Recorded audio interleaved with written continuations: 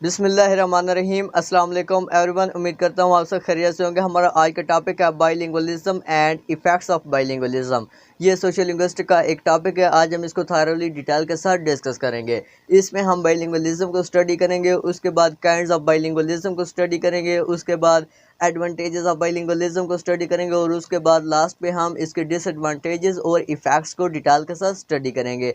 हम इसको thoroughly study करेंगे ताकि अगर एग्जाम में इसके रिलेटेड 25 मार्क्स का कोई भी क्वेश्चन आ जाता है तो आप उसे इजीली अटेम्प्ट कर सकें। और अच्छी बात यह है कि हम हर वीडियो के साथ उसके नोट्स भी प्रोवाइड करते हैं ताकि आप उन्हें इजीली प्रिपेयर कर सकें।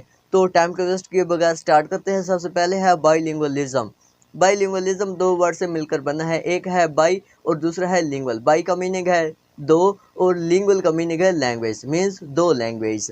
Bilingual is a person who can speak two और more language with equal or less equal proficiency. Bilingual एक ऐसा पर्सन होता है जो दो या दो से ज़्यादा लैंग्वेज या तो इक्वल या फिर लेस इक्वल प्रोफिशिएंसी में स्पीक कर सकता है।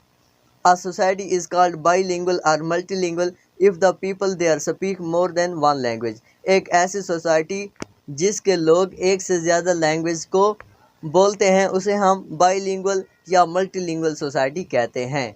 Bilingualism involves the study of two और more language at the same time. Bilingualism में दो या दो से ज़्यादा लैंग्वेज की स्टडी इन्वॉल्व होती है एक ही टाइम में। मीन्स बाइलिंगुअलिज्म में हम एक वक्त में सेम टाइम में दो या दो से ज़्यादा लैंग्वेज को स्टडी करते हैं। इसके बाद है काइंड्स ऑफ बाइलिंगुअलिज्म। एक है एडिटिव बाइलिंगुअलिज्म, दूसरी है सब्ट्रैक्टिव बाइलिंगुअलिज्म।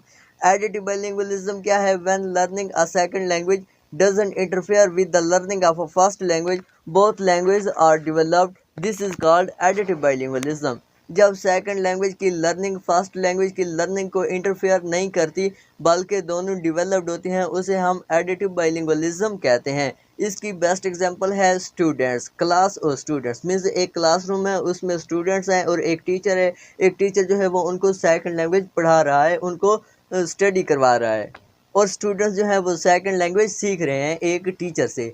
तो उनकी ये जो सेकंड लैंग्वेज की लर्निंग है वो उनकी फर्स्ट लैंग्वेज की लर्निंग को इंटरफेयर नहीं करती। मीन्स जो उनकी जो नेटिव लैंग्वेज होती हैं या जो दूसरी लैंग्वेज वो यूज़ करते हैं, जैसे कि उर्दू लैंग्वेज यूज़ करते हैं, तो वो उर्दू लैंग्वेज इंटरफेयर नहीं होगी उनकी सेकंड लैंग्वेज के लर्निंग करने से। मीन्स वो सेकंड लैंग्वेज इंग्लिश लर्न कर रहे हैं तो इंग्लिश की लर्निंग उनकी उर्दू की लर्निंग को इंटरफेयर नहीं करेगी बल्कि ये दोनों लैंग्वेज डेवलप होंगी। इसे हम एडिटिव बाइलिंगुअलिज्म कहते हैं। इसके बाद सेकंड नंबर पर है subtractive bilingualism. When learning the second language interferes with the learning of a first language, the second language replaces the first language। जब सेकंड लैंग्वेज की लर्निंग फर्स्ट लैंग्वेज की learning को इंटरफेयर करती है और उसको रिप्लेस कर देती है उसे हम सब्ट्रैक्टिव बाइलिंगुअलिज्म कहते हैं। This is commonly found in children who immigrate to a foreign country when they are young. और ये अक्सर उन चिल्ड्रन में पाया जाता है, उन बच्चों में पाया जाता है जो इमिग्रेट होते हैं। मीन्स एक कंट्री से दूसरी कंट्री मूव करते हैं, माइग्रेट कर जाते हैं, तो उधर उनकी जो लर्निंग होती है वो चेंज हो जाती है। मीन्स वो दूसरी कंट्री में जाकर जब नेक्स्ट लैंग्वेज सेकंड लैंग्वेज को सीखते हैं तो वो उनकी फर्स्ट लैंग्वेज को रिप्लेस कर देती है। तो इसे हम सब्ट्रैक्टिव बाइलिंगुअलिज्म कहते हैं। सपोज करते हैं एक फैमिली यहाँ से मूव करके माइग्रेट करके यूएसए में चली जाती है, वो यहाँ उर्दू स्पीकिंग करते हैं, तो वो जब यूएसए में जाएंगे तो वो सेकंड लैंग्वेज को अडॉप्ट करेंगे, सेकंड लैंग्वेज को लर्न करेंगे, मीन्स वो इंग्लिश लैंग्वेज को सीखेंगे।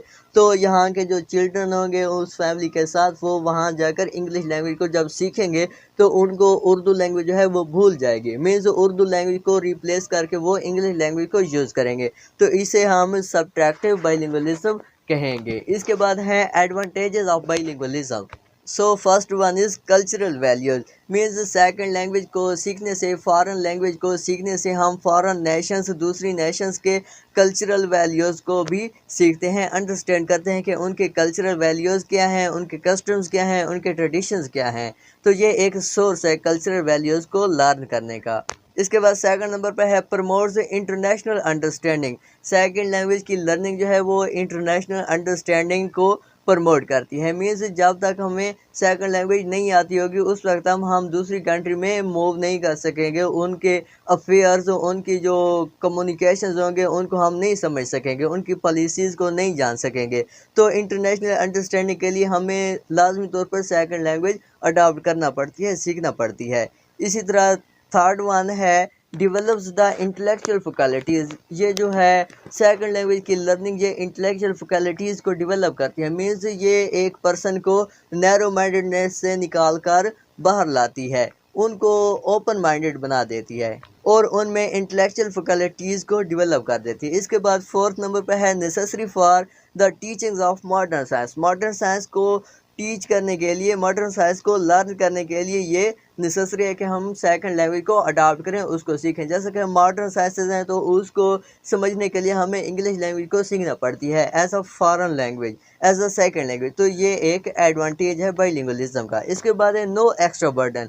तो बहुत से रिसर्चर्स, बहुत से जो साइकोलॉजिस्ट हैं उनका कहना है कि सेकंड लैंग्वेज को सीखने से कोई एक्स्ट्रा बर्डन नहीं होता। मीन्स स्टूडेंट्स जो सेकंड लैंग्वेज को सीखते हैं तो उनके ऊपर कोई एक्स्ट्रा बर्डन नहीं होता, बल्कि वो इजीली अडॉप्ट कर लेते हैं और इजीली सीख सकते हैं और उनमें ये कैपेबिलिटीज़ होती हैं, उनके माइंड में ये कैपेसिटी होती है कि वो बाईलिंगुअल्स बन सकते हैं। मीन्स वो एक से ज़्यादा लैंग्वेज को अडॉप्ट कर सकते। और इसके बाद नेक्स्ट इसका जो पॉइंट है वो है healthy effects on mind.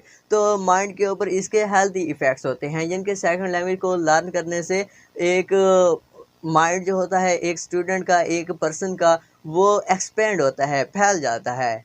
Means जितना माइंड को यूज़ करते जाएं वो उतना बढ़ता जाता है। तो इस तरह इसके हेल्दी इफ़ेक्ट्स होते हैं माइंड के ऊपर। तो ये थे इसके एडवांटेजेस। अब हम इसके डिसएडवांटेजेस को स्टडी करते हैं, इन्हें हम इसके इफ़ेक्ट्स भी कहते हैं, इफ़ेक्ट्स ऑफ बाईलिंगुअलिज्म भी बोलते हैं। तो सबसे फर्स्ट है lack of power of expression. ऐसे लोग जो बाईलिंगुअल होते हैं उनमें पावर ऑफ एक्सप्रेशन की कमी होती है।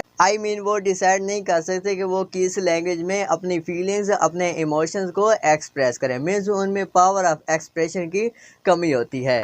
और इसी तरह मिस्टर स्मिथ रिमार्क्स देते हैं कि मोनोग्लॉट चिल्ड्रन, ऐसे बच्चे जो एक लैंग्वेज को यूज़ करते हैं, मोनोग्लॉट होते हैं, वन लैंग्वेज यूज़ करते हैं, वो बेटर रिजल्ट शो करते हैं दैन बाईलिंगुअल चिल्ड्रन।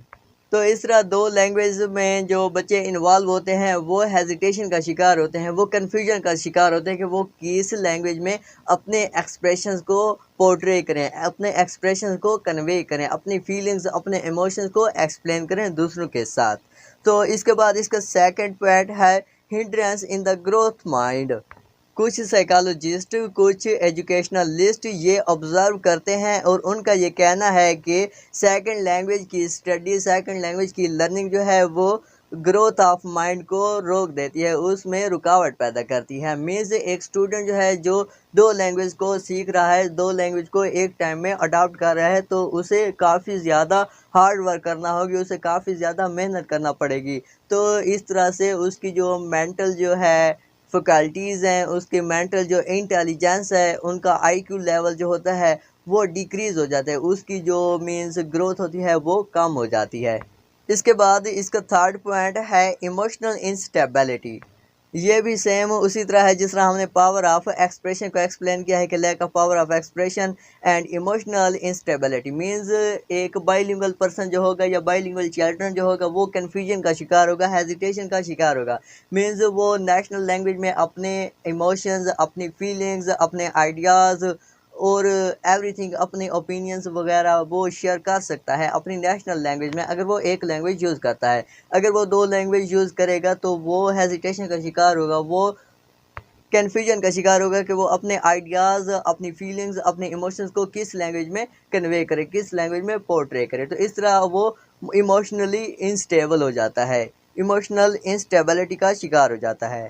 इसके बाद फोर्थ पॉइंट है hindrance in the growth of L1। तो फास्ट लैंग्वेज की ग्रोथ में भी ये रुकावट पैदा करते हैं। मीन्स सेकंड लैंग्वेज को जब कोई स्टूडेंट अडॉप्ट करना चाहता है या उसको सीख रहा होता है तो ये फर्स्ट लैंग्वेज की लर्निंग की एबिलिटी को कम कर देती है। मीन्स पहले वो एक लैंग्वेज को 2 घंटे देता है, तो जब वो सेकंड लैंग्वेज को अडॉप्ट करेगा, सेकंड लैंग्वेज को लर्न करेगा, तो वो हाफ ऑफ कर लेगा। मीन्स 1 घंटा उसको देगा, दूसरा घंटा दूसरी लैंग्वेज को देगा। तो इस तरह उसकी जो ग्रोथ है फर्स्ट लैंग्वेज की वो भी कम हो जाएगी, उसमें भी रुकावट पैदा हो जाएगी। इसके बाद फिफ्थ पॉइंट है danger to cultural identity. Cultural identity के लिए भी ये डेंजर होती है। मीन्स एक चिल्ड्रन जो बाइलिंगुअल होगा, जो 2 या 2 से ज़्यादा लैंग्वेज को यूज़ करेगा, तो वो 2 या 2 से ज़्यादा कल्चर्स में इन्वॉल्व होगा। मीन्स वो दूसरी लैंग्वेज के कल्चर में भी इन्वॉल्व होगा। तो इस तरह उसकी ना सिर्फ नेशनल आइडेंटिटी बल्कि कल्चरल आइडेंटिटी भी लॉस हो सकती है और उसको ख़तरा होता है उसकी पर्सनल आइडेंटिटी को। और इसके बाद लास्ट नंबर पर है नेगेटिव एटीट्यूड्स।